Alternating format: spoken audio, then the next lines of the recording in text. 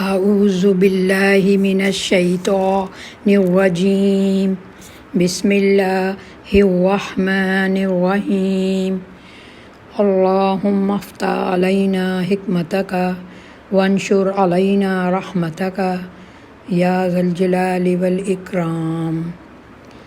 السلام علیکم اللہ والوں۔ نعمت قرآن، امانت اور مشن۔ قرآن کی نعمت بہت بڑی نعمت ہے، یہ قیمتی نعمت ہے، اس لیے اس کا حق ادا کرنے کی ذمہ داری اتنی ہی بھاری ہے۔ ہدایت الہی کا یہ انعام دو بڑی ذمہ داریاں اپنے ساتھ لاتا ہے۔ پہلی ذمہ داری ایمان والوں کو قرآن اور حدیث کی بتائی ہوئی راہ پر خود چلنا ہے، یعنی اپنے سیرت، کردار اور اخلاق کو قرآن اور حدیث کے مطابق بنانے کی کوشش کرنا ہے۔ خود بھی بہترین ہونا ہے اور قرآن و حدیث کیونکہ ہمارا سلیبس ہے، اس لیے اس کے مطابق کوشش اور عمل کر کے جائیں گے تو انشاءاللہ آخرت میں کامیاب ہوں گے۔ دوسری اس کی ذمہ داری ہدی للناس ہے، یعنی لوگوں کو ہدایت کی دعوت دینا، ان کی رہنمائی کرنا، لوگوں تک دین پہنچانا۔ دین کیسے پہنچے گا؟ جب امت مسلمہ اس کو سمجھے گی۔ جب تک دوسروں کو قرآن اور حدیث کی راہ پر چلانے کی کوشش اور محنت نہ ہوگی، قرآن کی راہ پر پوری طرح چلنا مشکل ہوگا۔ قرآن میں فرمایا سورہ مدثر میں، قم فانذر، کھڑے ہو جاؤ، ربک فکبر، سارے انسانوں کے آگے اللہ کی بڑائی کا اعلان کرو۔ اللہ کی زمین پر کوئی اپنی مرضی اپنے جیسے انسانوں پر مسلط نہ کرے۔ انسان صرف اور صرف اپنے خالق اور مالک کی بات مانے۔ امت مسلمہ کیوں وجود میں آئے؟ سورہ بقرہ کی آیت نمبر 143 میں اللہ تعالیٰ نے فرمایا ہے، وَكَذَلِكَ جَعَلْنَاكُمْ أُمَّةً وَسَطًا لِتَكُونُوا شُهَدَاءَ عَلَى النَّاسِ وَيَكُونَ الرَّسُولُ عَلَيْكُمْ شَهِيدًا۔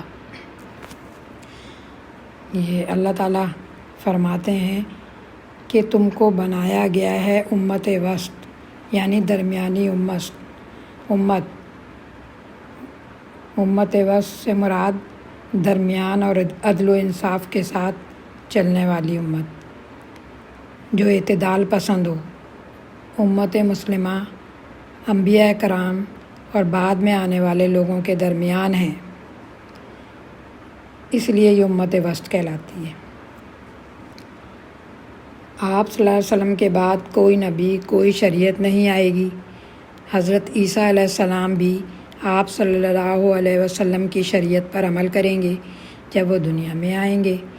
درمیانی امت ہونے کی وجہ سے اب ہماری ذمہ داری ہے کہ ہم آپ صلی اللہ علیہ وسلم کا پیغام بعد تک آنے والے لوگوں تک پہنچائیں اور قرآن اور حدیث کو سمجھ کر پوچھا جائے گا کہ قرآن اور حدیث کو سمجھ کر تم نے کیا عمل کیا، کیونکہ گواہی دینی ہے تمام مسلمانوں کو امت وسط کی حیثیت سے۔ تم دنیا کے لوگوں پر گواہ ہو اور رسول صلی اللہ علیہ وسلم تم پر گواہ ہیں۔ تو قرآن و حدیث کو سمجھ کر تم نے عمل کیا، قیامت کے دن تمام انبیاء کرام کی طرح گواہ بنو گے۔ یہ بہت عزت کا مقام ہوگا۔ نبی کریم صلی اللہ علیہ وسلم امت محمدیہ کی گواہی دیں گے اور امت مسلمہ پچھلی امتوں کی گواہی دے گی۔ گواہی سے مطلب شہادت دے گی۔ قرآن کی سورہ حج آیت نمبر 78 میں اللہ تعالیٰ فرماتے ہیں،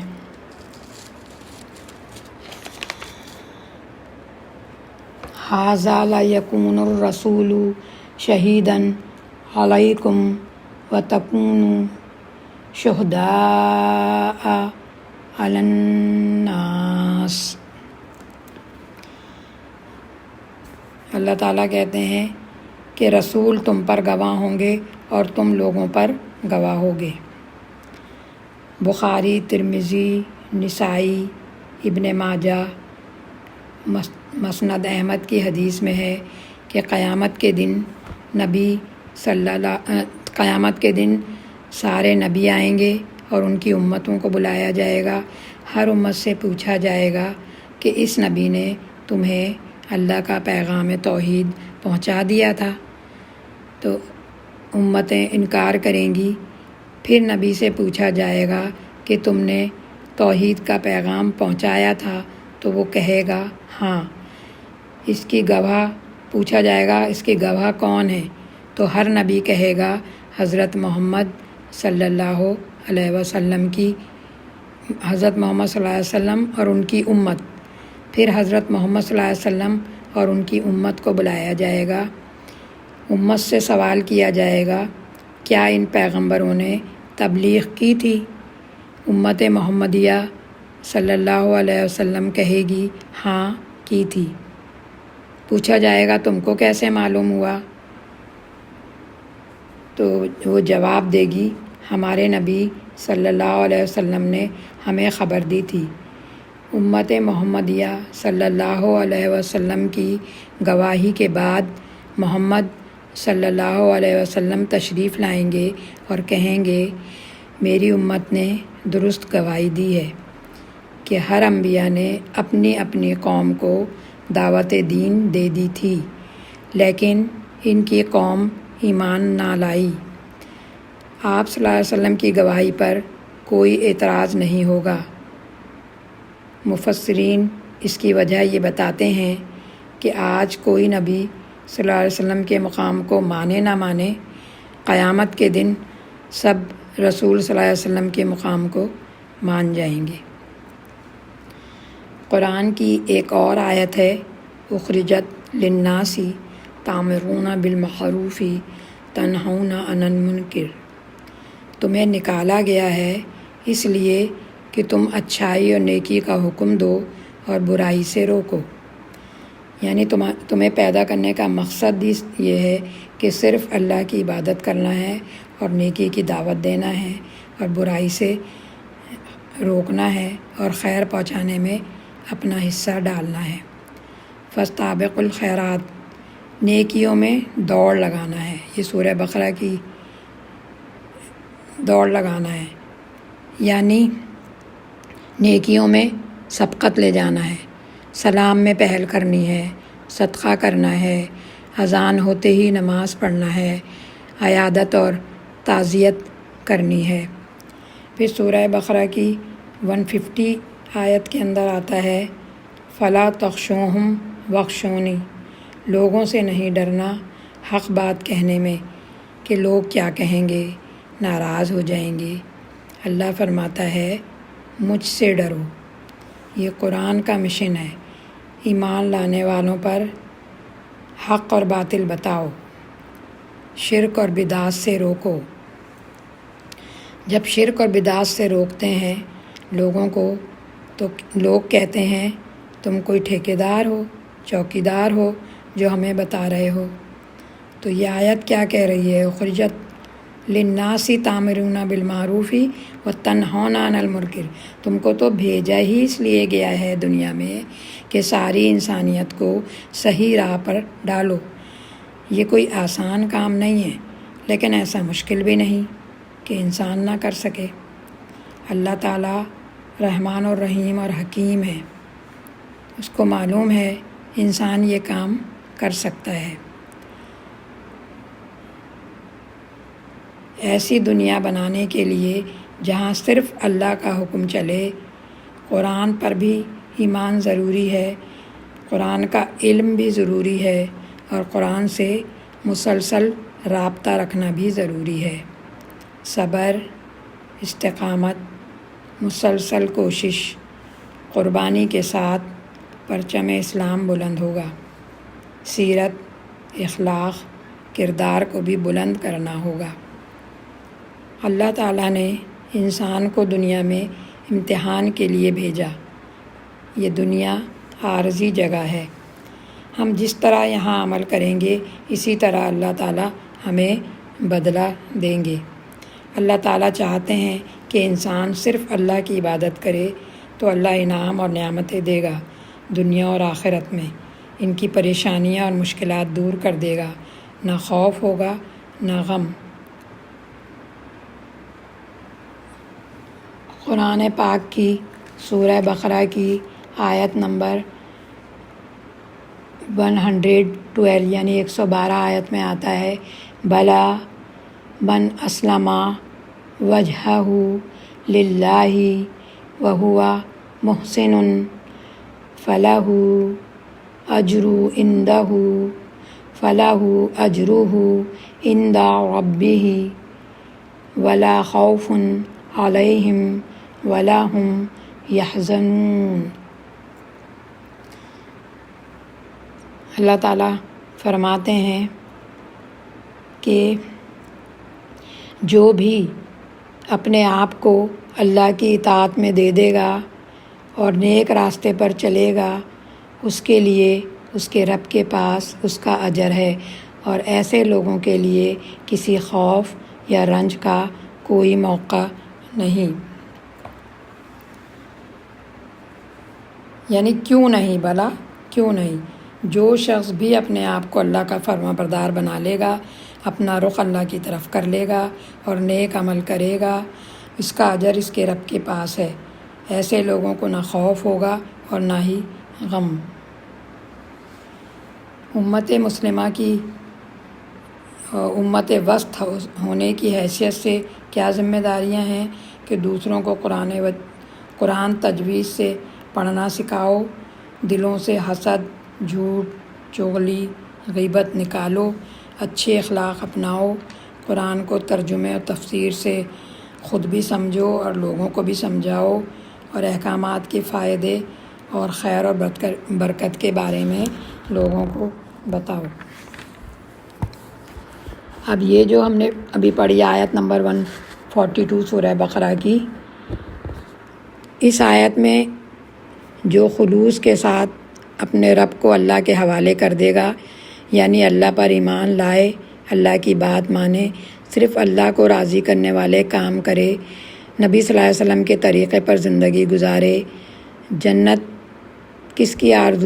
جنت جو ہے کسی کی بھی آرزو اور خواہش پر نہیں ملے گی، بلکہ اللہ پر ایمان لا کر قرآن و حدیث سنت کو سیکھنا ہوگا، سمجھنا ہوگا، عمل کرنا ہوگا۔ پھر کیا فائدہ ہوگا؟ اسی آیت میں فرمایا، سورہ بقرہ کی آیت نمبر 112 میں، کہ اجرہ عند ربہ، پھر اس اللہ تعالیٰ اس کو بے شمار اجر دیں گے، اللہ کے پاس اس کے لیے بہت اجر ہے۔ اللہ دنیا میں اس کے کام آسان کر دے گا، بہترین مددگار بن جائے گا، زندگی میں خیر و برکت آ جائے گی، اللہ کی رحمت نازل ہوگی، اس کے دل میں اللہ اطمینان اور سکون ڈال دیں گے جو اللہ کے حوالے اپنے آپ کو کر دے گا، یعنی اللہ کی بات پوری طرح مانے گا۔ اللہ اس کو نیکیوں کی توفیق دیں گے، وہ اس حال میں مرے گا کہ اللہ اس سے راضی ہوگا۔ ولا خوف ولا ہم یحزنون، اس کو جنت ملے گی جہاں کوئی خوف اور غم نہ ہوگا، نہ ماضی کا غم نہ مستقبل کا خوف۔ اللہ تعالیٰ ہمیں جنت الفردوس عطا کرے، آمین۔ جب ہم اللہ کے لیے ہو جاتے ہیں تو پھر اللہ تعالیٰ ہمارا مددگار بن جاتا ہے، ہمارے اعضاء کی حفاظت کرتا ہے، انہیں اپنی نافرمانی کے لیے استعمال نہیں ہونے دیتا، اور ہمارے دل کو ہر نعمت پر جو اس نے عطا کی ہے راضی کر دیتا ہے۔ حدیث بخاری ہے، روایت ہے حضرت ابو ہریرہ سے کہ جو بھی مجھ سے سوال کرتا ہے تو میں اسے وہ دیتا ہوں، اگر وہ مجھ سے کسی چیز سے پناہ مانگے تو میں ضرور اسے پناہ دیتا ہوں۔ حدیث قدسی ہے، اے آدم کے بیٹے، تو اپنے آپ کو پوری طرح میری عبادت کے لیے فارغ کر تو میں تیرے دل میں بے فکری کی دولت سے تیرے دل کو بھر دوں گا، یعنی تجھے اطمینان دے دوں گا، اور محتاجی کے سوراخوں کو بند کر دوں گا۔ یہ ابن ماجہ کی حدیث ہے۔ حضرت انس بن مالک رضی اللہ عنہ بیان کرتے ہیں کہ رسول صلی اللہ علیہ وسلم نے فرمایا، جو صرف آخرت کی فکر کرے، اس کی تیاری کرے، اللہ اس کے الجھے ہوئے کاموں کو سلجھا دیتا ہے۔ اس کے پاس دنیا بھی آتی ہے مگر ناک رگڑتی، یعنی وہ دنیا کے پیچھے نہیں دوڑتا۔ یہ ترمذی کی حدیث ہے۔ قرآن اللہ کی بات ہے، جس سے ہم کو جتنا پیار ہوتا ہے اتنی ہی اس کی بات ہم کو اچھی لگتی ہے۔ قرآن اللہ کی بات ہے، اس کو پڑھیں، سنیں، سمجھیں۔ قرآن میں ہی سورہ ملک کی آیت ہے، وَقَالُوا لَوْ كُنَّا نَسْمَعُ أَوْ نَعْقِلُ مَا كُنَّا فِي أَصْحَابِ السَّعِيرِ۔ وہ کہیں گے کاش سن لیتے اور عمل کر لیتے تو آج جہنم میں نہ ہوتے۔ قیامت کے دن جہنمیوں کی حسرت ہے یہ۔ تو اللہ کرے کہ ہم سننے اور سمجھنے والے قرآن کو بن جائیں اور عمل کرنے والے بھی۔ اللہ اس میں ہمارے لیے آسانیاں پیدا کرے۔ وآخر دعوانا الحمدللہ رب العالمین۔ آج ہم جو ہے ایک دعا بھی، مسنون دعا بھی یاد کریں گے انشاءاللہ تعالی۔ تو میں مسنون دعا پڑھ دیتی ہوں، جب آپ اس کو بار بار پڑھیں گے تو پھر یہ آپ کو جو ہے وہ اللہ کے فضل و کرم سے یاد ہو جائے گی۔ اللہم اعنی علی ذکرک و شکرک و حسن عبادتک۔ اللہم اعنی علی ذکرک و شکرک و حسن عبادتک۔ یا اللہ میری مدد فرما اپنے ذکر، اپنے شکر اور اپنی عبادت پر۔ السلام علیکم ورحمۃ اللہ وبرکاتہ۔